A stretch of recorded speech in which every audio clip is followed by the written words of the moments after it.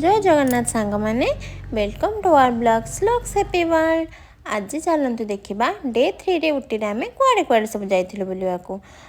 से दिन आम फास्ट जाइलु पाइन ट्री फॉरेस्ट। सेटिका उटीर पूरा फेमस फॉरेस्ट सेटी। सेटिकार व्यू पूरा मस्त थिला। देखि पार्थिबे केते सुंदर व्यू सेटिकार।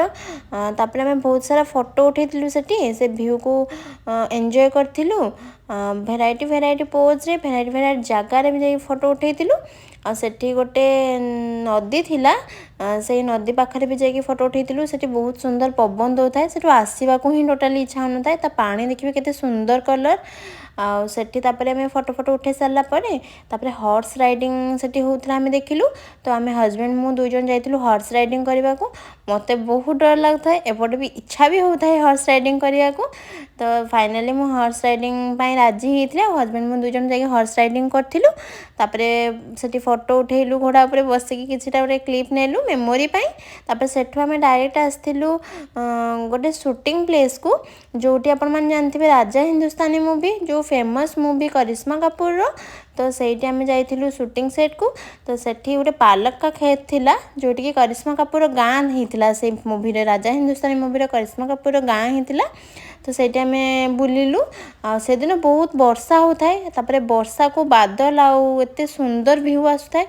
बाकी वर्षा होता है टिके समय वेट करूँ आम से तापरे से वर्षा टिके छाड़ला परे फोटो फोटो उठेलु। उठे आम सांगे सांगे आसलु थंडर वर्ल्ड को। थंडर वर्ल्ड तो जानते आपण मैंने केते सुंदर लगे से जगटा केते ठंडा ठंडा लगे। तो आम भी एंजॉय करने थंडर वर्ल्ड आसलु। तापरे तांकर सबू कॉस्ट्यूम पिंधि देथिलु। कॉस्ट्यूम पिंधि सारला परे आमे भितर को एंट्री करथिलु। तापरे सेठी गला परे देखिलु केते सुंदर लागुथाए पूरा माने एते आइस हेई थाए बहुत सुंदर लागुथाए। तापरे मजा मस्ती टिके कलु एक्टिविटी जोटा जो थिला सेउडा सब कलु। तापरे फोटो फोटो उठेइलु एक्टिविटी सब सर सारला परे फोटो उठेइलु। ये थिला हम डे 3 रो वीडियो। नेक्स्ट वीडियो पाई हम चैनल टी को निश्चय सब्सक्राइब करंतु।